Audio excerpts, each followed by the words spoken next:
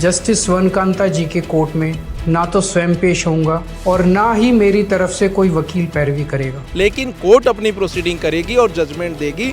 उनको कई बार नोटिस जाएगा, एक दो बार अगर उनको कोर्ट बुलाएगी। अगर वो नहीं आएंगे तो एक्स पार्टी आदेश होगा। जस्टिस स्वर्णकांता जी के दोनों बच्चे केंद्र सरकार के वकीलों के पैनल में हैं कि क्या उनके सामने मुझे न्याय मिलेगा। जजमेंट है जिसमें सुप्रीम कोर्ट ने साफ साफ कह दिया है कि जो है अगर किसी कोर्ट का आप इस तरीके से बायकॉट करेंगे और उसका सिर्फ बायसनेस के एलिगेशन लगा देने से ये criminal contempt of court act हो जाएगा और कंटेम्प्ट ऑफ कोर्ट में आपको जो है सजा भी हो सकती है। अपने दोस्तों के बीच भी अगर दिया गया है तो उसे कंटेम्प्ट ऑफ कोर्ट मानकर कोर्ट सुयो मोटो एक्शन ले सकती है और section 14 section 15 of the contempt of court act में उनको जेल भी भेज सकती है और जुर्माना भी लगा सकती है।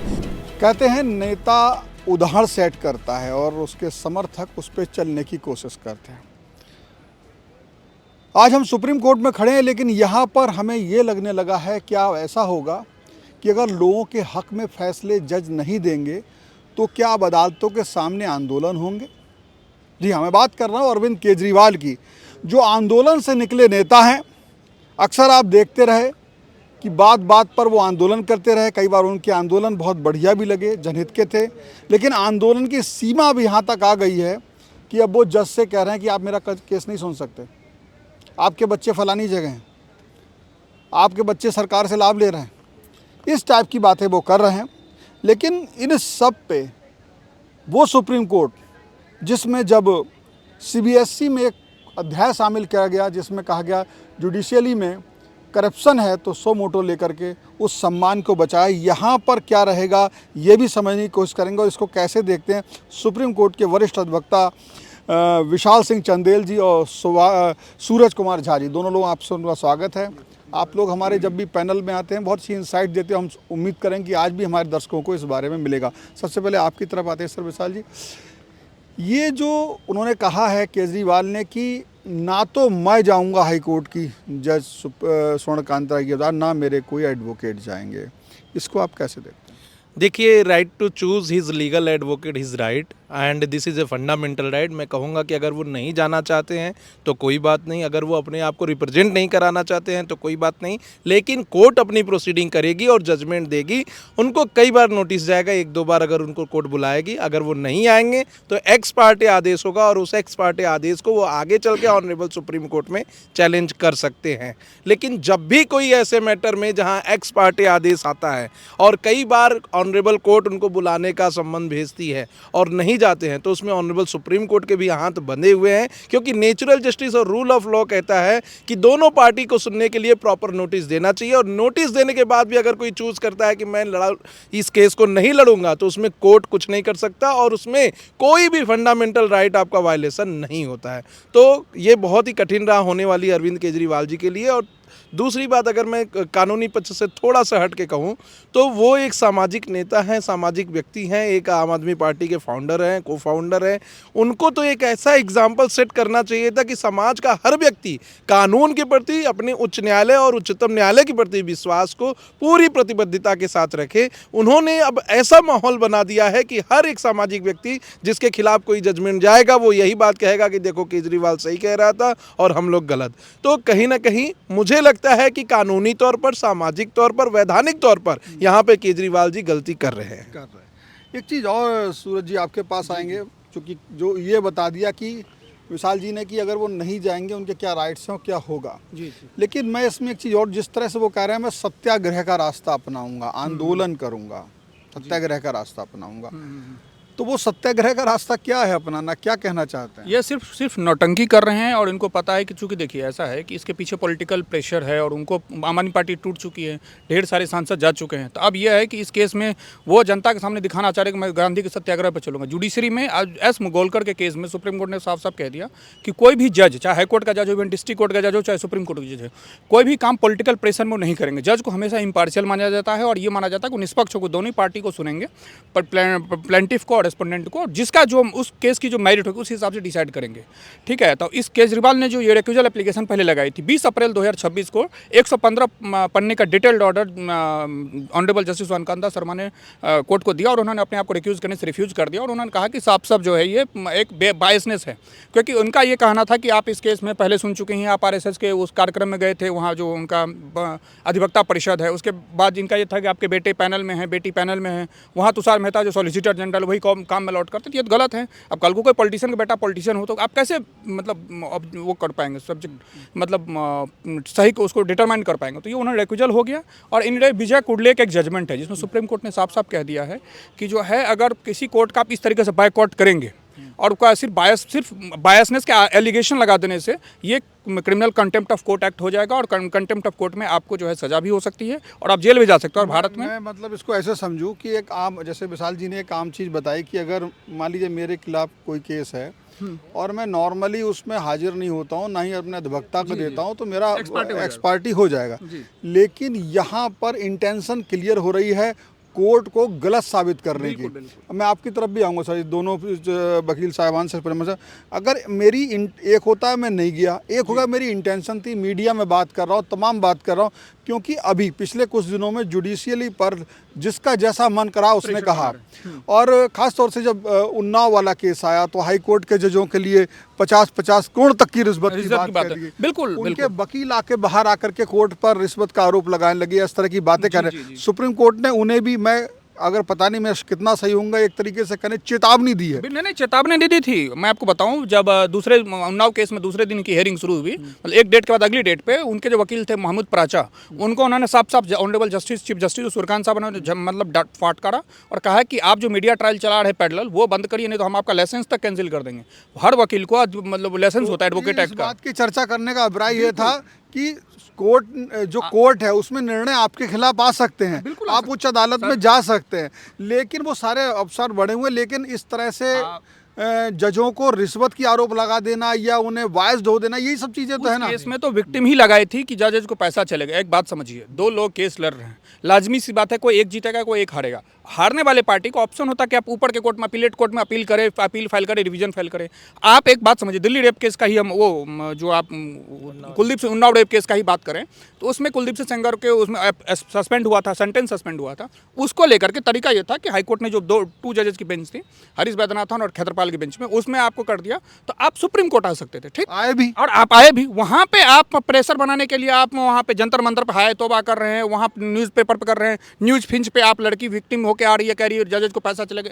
यही तो विजय कुडले का जजमेंट है कि सुप्रीम कोर्ट ने साफ साफ कह दिया कि बिना कोई सॉलिड बेसिस के आप इस तरह के एलिगेशन जुडिशरी के ऊपर नहीं लगा सकते, और लगा सकते तो क्रिमिनल कंटेम्प्ट ऑफ कोर्ट है, इसमें सजा भी होगी। और भारत में ऐसा हुआ भी। ये CS जो है कर्दन का जो मामला था, जो कलकत्ता हाईकोर्ट के जज थे, उनको एज ए जज होते हुए 6 महीने की सजा हो गई थी, क्योंकि उन्होंने जो है ऐसे ही आरोप लगा दिया था कि आप जो सुप्रीम कोर्ट के जज जो है बिके हुए हैं, मद्रास हाईकोर्ट के जज बिके हुए, उन्होंने अपने ट्रांसफर रोक लगाई थी। सुप्रीम कोर्ट के 8 जजों की बेंच ने जो है उनको 6 महीने की सजा सुनाई थी कंटेम्प्ट ऑफ कोर्ट में। ये केजरीवाल का जो प्रोसेस है पूरा जो है उसी तरीके का है कि अब ये पॉलिटिकल ड्रामा कर रहे हैं और कोर्ट का आदर नहीं कर रहे, और ये फैशन चल चुका है कि कोर्ट के ऊपर बाहर प्रेशर डालने का। मैं मानता हूँ कि जजेज बहुत समर्थ हैं और हर चीज़ जानना है, और अगर ये एक्सपर्ट होता है तो फिर इनके पास ऊपर के चैलेंज करने के लिए भी कोई नहीं रहेगा, क्योंकि विलफुली एक्सपर्ट करवा रहे हैं। एक चीज़ यहाँ पे 2 सवाल आपसे रहेंगे। एक तो ये है कि जो मैंने जहाज साहब से पूछा कि यहाँ पर इंटेंशन है ना कि एक से प्रक्रिया है, और इंटेंशन के बाद में जिस तरीके से हम दूसरे केसों में देखते रहे हैं, सुप्रीम कोर्ट की भी सख्ती रही है, और हम सबकी इच्छा रहती है कि अंतिम कम से कम जुडिशरी को तो वहाँ पर इस तरीके से माना जाए कि भाई यहाँ तो न्याय है ही है, इसे भी हम पक्षपातपूर्ण मान लेंगे तो आखिर देश जाएगा कहाँ। मतलब क्या इस तरह की मानसिकता लोग, कितनी असुरक्षा की भावना लोगों में पैदा होगी। तो ये जो इंटेंशन है, क्या इस पर लेकर कोर्ट कुछ कर सकती है? जैसे आपने बताया वैसे तो नहीं कर सकती, इंटेंशन को पहला सवाल है। दूसरा बाद में देखिए, जब भी आप किसी ऑनरेबल जस्टिस पे कोई आरोप लगाते हैं, चाहे प्रत्यक्ष चाहे परोक्ष, उस आरोप को सिद्ध करने के लिए आपके पास वैलिड प्रूफ होने चाहिए। अगर वैलिड प्रूफ नहीं है तो आपका स्टेटमेंट अपने दोस्तों के बीच भी अगर दिया गया है तो उसे कंटेम्प्ट ऑफ कोर्ट मानकर कोर्ट कोर्ट सुयो मोटो एक्शन ले सकती है और section 14, section 15 of the contempt of court act में उनको जेल भी भेज सकती है और जुर्माना भी लगा सकती है। तो कहीं ना कहीं इस तरीके के आरोप लगाना जिसमें कोई आधार नहीं है, क्योंकि ऑनरेबल जस्टिस स्वर्णकांता की ही बात करें तो अभी तक उनके 25-30 साल के कैरियर में कभी किसी ने आरोप नहीं लगाया है। और दूसरी बात अगर मैं बताऊं इस केस से रिलेटेड या फिर ऑनरेबल सुप्रीम कोर्ट की जो आगे चल के हियरिंग होने वाली है, तो ऑनरेबल सुप्रीम कोर्ट इस मामले में बहुत ही क्लियर है कि अगर अपने जजेस के ऊपर कोई आरोप ऐसा नहीं है जो सबसिस्ट करता है तो वो उनको बैक करते हैं, प्रोटेक्ट करते हैं। अभी आप देखिए जब जस्टिस यशवंत वर्मा के ऊपर जो है उनके ऊपर जो भी आरोप लगे थे पैसे के जलाने का या कुछ भी करने का, उस पर ऑनरेबल कोर्ट ने कमेटी बनाई, कमेटी बनाकर रिपोर्ट संसद को पेश किया कि हाँ इनके खिलाफ जांच होनी चाहिए क्योंकि उनके पास रीजनेबल डाउट था। लेकिन इस केस में तो कोई रीजनेबल डाउट नहीं। अब किसी डॉक्टर का लड़का अगर डॉक्टर बन जाए तो उस डॉक्टर की क्या गलती है, किसी एडवोकेट का बच्चा एडवोकेट बन जाए तो एडवोकेट की क्या गलती है, सिर्फ पॉलिटिशियन का बेटा पॉलिटिशियन बन सकता है, ये तो सरासर गलत है। और सबसे बड़ी बात मैं बताऊं तो इसमें अरविंद केजरीवाल पूरी तरीके से पॉलिटिक्स कर रहे हैं। वो आम जनमानस के मन में भी ये चीज़ डाल रहे हैं कि कोर्ट सही नहीं है, जज सही नहीं है और जजमेंट उन्हीं को मिलता है जो कि इस तरीके से जजों को जानते हैं। और तीसरी बात जो बहुत इंपॉर्टेंट है बताना, ट्रायल कोर्ट ने इनको जो है आदेश दे दिया कि ये इस केस में नहीं है। तो क्या सिर्फ ट्रायल कोर्ट ही एक इस देश में है जो कुछ भी कह दे कि वो सही हो जाएगा और हाई कोर्ट सुप्रीम कोर्ट नहीं है? अरे हाई कोर्ट में सामने वाली पार्टी जो केस हारी है वो जा सकती है, फिर सुप्रीम कोर्ट में जा सकती है, फिर रिव्यू लगा सकती है, फिर क्यूरेटिव पिटीशन लगा सकती है और पर्टिकुलर ऑर्डर के खिलाफ आप चैलेंज कर सकते हैं। इतना सब कुछ होने के बावजूद आप सिर्फ ये क्यों कह रहे हैं कि यहाँ से अगर आपको सच में लग रहा है कि आप सत्य हैं, जीत जाएंगे, तो ऑनरेबल सुप्रीम कोर्ट में भरोसा करिए। आज ये ऑनरेबल जस्टिस स्वर्णकांता के लिए कह रहे हैं, कल जब सुप्रीम कोर्ट में मैटर आए तो सुप्रीम कोर्ट के जज के खिलाफ कर दे कि हमें रिक्यूजल चाहिए, हम सत्याग्रह करेंगे। तो इस तरीके से तो कोर्ट किसी पर्टिकुलर पर्सन के लिए अपने कानून को चेंज नहीं कर सकता है। और ये ऑनरेबल सुप्रीम कोर्ट और हाई कोर्ट ही है जो इस देश में लोकतंत्र बचा है। कई बार सरकारों ने कई राज्यों के ऊपर राष्ट्रपति शासन लगा दिया, इंदिरा गांधी जी को भी इनवैलिड करार दिया इसी कोर्ट ने। तो ये कोर्ट कॉन्स्टिट्यूशन सत्ता के रहते हैं। जी, सत्ता के रहते, तो ये कोर्ट कॉन्स्टिट्यूशन का प्रोटेक्टर माना जाता है और कोर्ट के ऊपर ऐसे बेसलेस आरोप लगाना मेरे नज़र में कंटेम्प्ट ऑफ कोर्ट है। एक चीज़ आपसे बस पूछूंगा जो कि मुझे लगा कि एक सवाल मतलब अजीब काल्पनिक सवाल है कि अगर स्वर्णकांता जी इसको रेक्यूजल दे देती तो क्या फ़र्क, मतलब क्यों नहीं दिया उन्होंने? उसके पीछे पूरा सोच क्या रही होगी, पूरी जुडिशली की क्या सोच रही होगी? जी देखिए, मैंने ऑर्डर को भी पढ़ा है और उनकी पूरी प्रोसीडिंग को भी देखा है। उनका ये कहना था कि आज हमने अगर इस केस से बैक कर लिया, रिक्यूजल दे दिया, तो कल कहीं ना कहीं महिला जजों के ऊपर और तमाम देश के जजों के ऊपर ये प्रेशर हर पॉलिटिशियन बनाने की कोशिश करेगा। और जब मैं गलत नहीं हूँ, मुझे पता है कि मैंने जो ऑर्डर किया है वो सही किया है, तब मैं ऐसे किसी केस में रिक्यूजल नहीं दूंगी, मैं इस केस में बनी रहूंगी। और ये समझिए कि ऑनरेबल जस्टिस स्वर्णकांता के ये कहने से पहले उस दिल्ली हाई कोर्ट के चीफ जस्टिस जो उपाध्याय साहब हैं, उन्होंने भी कहा कि हम इसमें जिसको एक बार केस अलॉट हो गया उससे रिक्यूजल नहीं ले सकते हैं। ये उनके बिहाफ पे वो अपना चाहें तो रिक्यूजल दे दें, नहीं तो नहीं करें। अब किसी जंग में अगर कोई गया है और पीठ दिखाकर भाग जाए तो मुझे तो नहीं लगता कि वो सही है। और वो इस जो जजमेंट को दिया है, इससे साफ साफ इस जजमेंट से दिखा दिया है कि इस संविधान में कितनी ताकत है। एक महिला होने के नाते, एक जज होने के नाते उन्होंने एक पॉलिटिशियन को सरेआम ये चीज़ दिखा दी है कि इस देश की महिलाओं के अंदर वो सामर्थ्य है कि वो अपने हिसाब से डिसीजन ले सकती हैं या नहीं ले सकती। एक चीज़ इसमें और मैं आपकी बात समझ में आई कि एक ऐसी ये नज़ीर बनता और एक ऐसी गलत प्रथा बनती कि जब हाई कोर्ट के जज से ये कहा जा सकता है कि तुम भाई मेरे केस से हट जाओ। मैं इसको बड़ी साधारण भाषा में बोल रहा हूँ, यही मतलब हुआ ना कि हट जाओ मेरे केस से, आप मुझे पसंद नहीं हो या मेरे खिलाफ आपके बच्चे मेरे खिलाफ कहीं या कुछ भी हो सकता। तो जाहिर सी बात जो जिला स्तर की अदालतें होती वहाँ पर भी ये सब होता। लेकिन एक चीज़ मैं यहाँ पे पूछना चाहूँगा कि जो केजरीवाल ने कहीं ये रणनीति, उनके जो लीगल एडवाइज़र हैं, आपकी बात समझ में आया कि भाई यहाँ से अगर एक्स पार्टी हो जाएगा तो ये नेचुरल जस्टिस नहीं माना जाएगा। बिल्कुल। तो डायरेक्ट इनडायरेक्ट उन्होंने बहुत ही राजनीतिक खेल खेला कि एक तो अपनी पॉलिटिकल मतलब अपने आप को बताया कि मैं बहुत ही जुझारू हूँ, मैं किसी से नहीं डरता हूँ, मैं हाई कोर्ट के जज से भी भिड़ गया और मैं ईमानदार हूँ। आज वो अपने भाषण में कह रहे हैं जिला न्यायालय ने मुझे कट्ट कहा है कि केजरीवाल कट्टर ईमानदार है, जो खुद वो अपनी बयान में कह रहे हैं। और तो उन्होंने सोचा कि अगर मैं यहाँ ये मुझे निर्णय नहीं दे पाएंगी और अगर निर्णय मेरे खिलाफ देती भी हैं, क्योंकि मैं हाजिर नहीं होऊंगा विशाल जी की बात को माने, तो मुझे अगली अदालत में किसी दूसरे जगह, मैंने एक तरीके से इनडायरेक्ट अप्रत्यक्ष रूप से इनका रेक्यूजल ले लिया। नहीं, बिल्कुल। देखिए, नेचुरल जस्टिस की बात आप कर रहे थे, बिल्कुल उसमें एक नियम है नेचुरल जस्टिस, 3 प्रिंसिपल में एक है ऑडी अल्टरम पार्टे, यानी हेयर द अदर साइड। लेकिन यहाँ देखिए तो यहाँ पे हेयर द अदर साइड है ही नहीं, अदर साइड तो मीनिंगफुल नहीं जा रहा है। वो कह दे रहा है ऑन पेपर। अच्छा, ये बात केजरीवाल ने जो लिखा है लेटर, उसको फिर कहा है कि इसको रिकॉर्ड पे लिया जाए, मीनिंग देर भाई कि वो चाहते हैं कि हम इस केस में जाएंगे नहीं।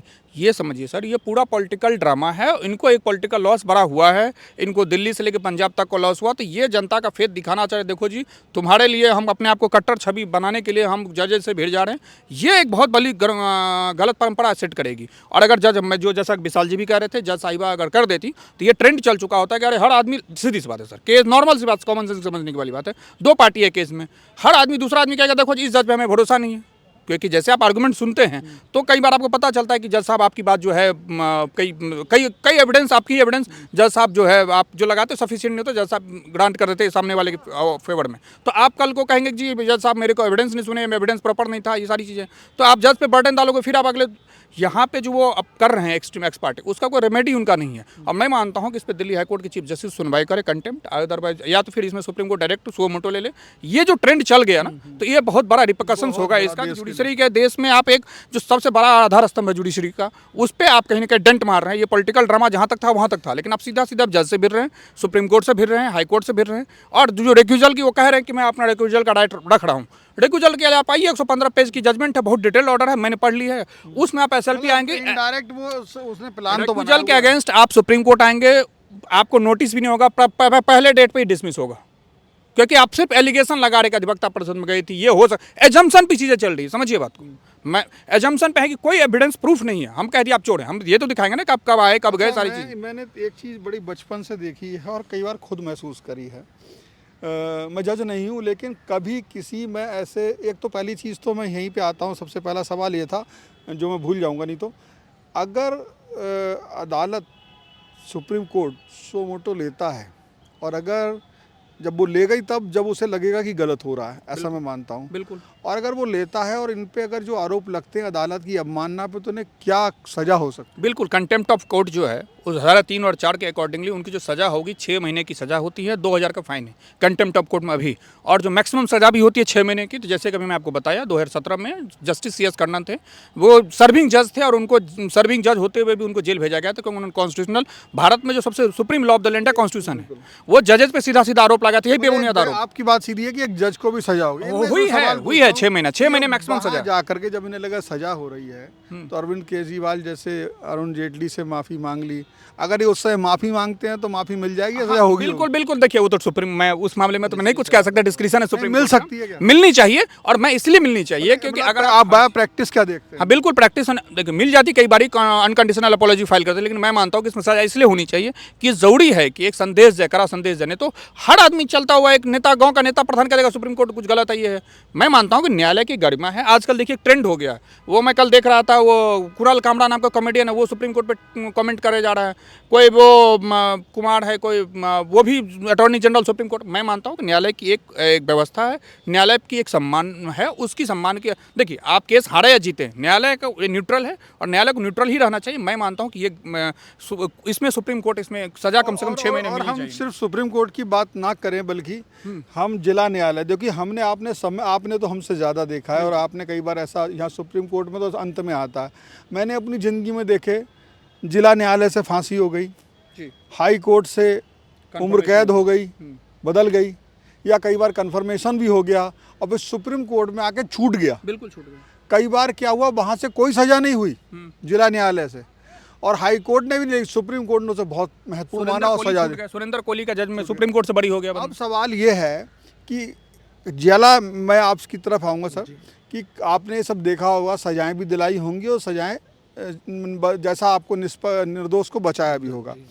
तो जब जिला न्यायालय से ये संदेश इसलिए देना जरूरी है, अरविंद केजरीवाल बार बार दावा कर रहे हैं कि जिला न्यायालय ने मुझे सत्र न्यायालय ने मुझे जो है कट्टर ईमानदार किया है। तो अगर कोई व्यक्ति सब वहाँ भी जो बोला है, जो मैंने सुना है, मुझे करेक्ट कीजिएगा, कि आपके पास पर्याप्त प्रमाण नहीं थे सिद्ध करने के लिए, मैं इसे बाइज्जत बरी शब्द नहीं बोल सकता। सबूतों के अभाव में छूटना बाइज्जत बरी नहीं होता है, जो मैंने समझा है अपने वकील दोस्तों से और आपके सानिध्य में आके। तो एक तो चीज़ ये है कि यानी कि आप किसी भी अदालत से छूटते तब तक सर्वोच्च अदालत आपको नहीं करी, तब तक आप कट्टर ईमानदार का सर्टिफिकेट आप पे नहीं है। जी, सबसे बड़ी बात मैं बता दूं तो कई सारे एविडेंस ऐसे हैं जो इनके खिलाफ हैं और इस केस में ये जेल भी जा चुके हैं। अगर इनके खिलाफ एविडेंस नहीं होता तो ये जेल में क्यों जाते, एंटीसिपेटरी बेल पे बाहर आ जाते। और अगर इन्हें डर नहीं है तो ये हाई कोर्ट और सुप्रीम कोर्ट को फेस क्यों नहीं कर रहे हैं। अगर फेस करें और उसके बाद भी ऑनरेबल सुप्रीम कोर्ट मुहर लगा दे कि हाँ भाई बिना डाउट के आप इसमें केस में नहीं थे, तो इनको जमानत मिल जानी चाहिए। लेकिन इस तरीके से कोर्ट के ऊपर प्रेशर बना के और प्रोसेस को नहीं फुलफिल करके कहीं ना कहीं ये आम जनमानस के मन में यह चीज डालना चाहते हैं कि इस देश का ऑनरेबल कोर्ट भी करप्ट है, जो कि बिल्कुल ही गलत है। क्योंकि इस देश के सामान्य वर्ग जो है वो सबसे ज्यादा अगर विश्वास करता है पॉलिटिशियन से भी ज्यादा तो ऑनरेबल कोर्ट में करता है। अगर ऑनरेबल कोर्ट के लिए अगर इन लोगों ने ऐसी मनसा बना दी तो आगे चलकर हो सकता है कि ऑनरेबल कोर्ट को कड़े से कड़ा एक्शन लेना चाहिए। आपसे बात करते करते, अगर यही जो अरविंद केजरीवाल कर रहे हैं और ये अपने खिलाफ इस केस को पूरा पॉलिटिकल बता रहे हैं, अगर यही बात इनके विरोधी जो भी हों वो ये कहने लगे भी जिला न्यायालय ने गलत निर्णय दे दिया, भाई जब हाईकोर्ट पर कर सकते हैं और वो जिला न्यायालय उसी दिन वो जिला न्यायालय के खिलाफ धरने बैठते, तो कहाँ जाता देश जे। मतलब अगर फिर तो फिर अब जब वहाँ वो गलत तो वो जा सकते थे, लेकिन वो नहीं गए, अच्छी बात है। लेकिन ऐसा ये भी तो एक उम्मीद, ये भी तरीका, फिर आने वाले समय में ये भी होने लगेगा। देखिए अब उन्नाव केस की इसमें बात करेंगे, दो केस में इस पे डिस्कस करूंगा, दोनों बहुत ही इंपॉर्टेंट है। पहला तो उन्नाव रेप केस, उसमें ट्रायल कोर्ट ने कह दिया कि आजीवन कारावास। दिल्ली हाई कोर्ट ने कहा कि जब तक अपील सुनी नहीं जाती है तब तक के लिए इनको बेल पर बाहर छोड़ दीजिए, जिसके लिए ऑनरेबल सुप्रीम कोर्ट में चैलेंज किया जा सकता था। चैलेंज हुआ भी और उस पर स्टे भी लगा, विद इन 3 मंथ उसको डिसाइड करने की बात कही गई। अब वहाँ पर हाई कोर्ट के बाहर धरना देना, टीवी चैनलों पे जाकर ये कहना कि पैसे लिए हैं, बिक गए हैं, जज साहब के नाम लेकर ये सब बोलना, ये गलत था। दूसरा मैं केस का एग्जांपल दूंगा जो कंटेम्प्ट ऑफ कोर्ट की बात कर रहे हैं, उसमें अभी कुछ दिन पहले former chief justice of India justice BR Gavai के ऊपर एक व्यक्ति ने जूता चला दिया और उस केस में भी कंटेम्प्ट ऑफ कोर्ट इशू हुआ। ऑनरेबल कोर्ट ने सुओ मोटो एक्शन लिया, अटॉर्नी जनरल ने लिख के दिया कि हम इनके खिलाफ कंटेम्प्ट करना चाहते हैं। वो एक एडवोकेट थे, फिर भी उनके खिलाफ कंटेम्प्ट करने की बात की। लेकिन ये जज साहब का डिस्क्रिप्शन था कि उस केस को उन्होंने डिसमिस कर दिया कि नहीं, अगर इस केस को बढ़ाएंगे तो ये और बढ़ता जाएगा। तो हो सकता है कि ऑनरेबल सुप्रीम कोर्ट जब ये रिक्यूजल का लेकर आए तो इन्हें बहुत डांट लगाए, फटकार लगाए कि बिना बेस के आप कैसे हमारे जजेस के ऊपर, हमारे ब्रदर जज या सिस्टर जज के ऊपर ऐसा आरोप लगा दिए, और इनको जेल भी भेज सकते हैं। लेकिन अगर ये वहाँ पे माफ़ी मांग ले, गिड़गिड़ाने लगे, तो हो सकता है कि इनको माफ़ भी कर दिया जाए, क्योंकि डिस्क्रिप्शन ऑफ द कोर्ट होता है कि कंटेम्प्ट ऑफ कोर्ट में माफ़ करना है कि आगे बढ़ाना है। तो ये तमाम चीज़ें थी, हमारे दोनों अधिवक्ता साहब ने बताया, जनाब ने, कि किस तरीके से ये जुडिशली पे एक तरीके से देखा जाए तो अपमान जैसा हमला है। क्यों नहीं इस पर कार्रवाई होनी चाहिए। वकील साहब का मानना तो यह है कि इस पर एक बार सज़ा होनी चाहिए इस तरह की हरकतों पे। हालांकि वो कोर्ट पे है, जैसा कि बताया कि माफ़ी भी मिल सकती है, लेकिन ये सच्चाई है कि अगर ऐसी हरकत, ऐसा ही योजना दोनों पक्ष के लोग बनाने लगे, यानी कि केजरीवाल और उनका विपक्ष भी, तो एक अदालत के खिलाफ वो धरने बैठेंगे, दूसरी अदालत के खिलाफ वो धरने बैठेंगे, और अदालत नहीं, अदालत के निर्णय तमाशा बन के रह जाएंगे। अगर आप मेरी बात से या वकील साहबान की बात से कितना सहमत हैं और क्या आपकी इच्छा, या आप भी एडवोकेट हैं, वकील हैं, तो आप भी अपनी राय कमेंट बॉक्स में बताइए। फिलहाल इस वीडियो में इतना ही। कैमरा पर्सन अनिल कपूर के साथ Shiven Gaur, One India, Delhi. Subscribe to One India and never miss an update. Download the One India app now.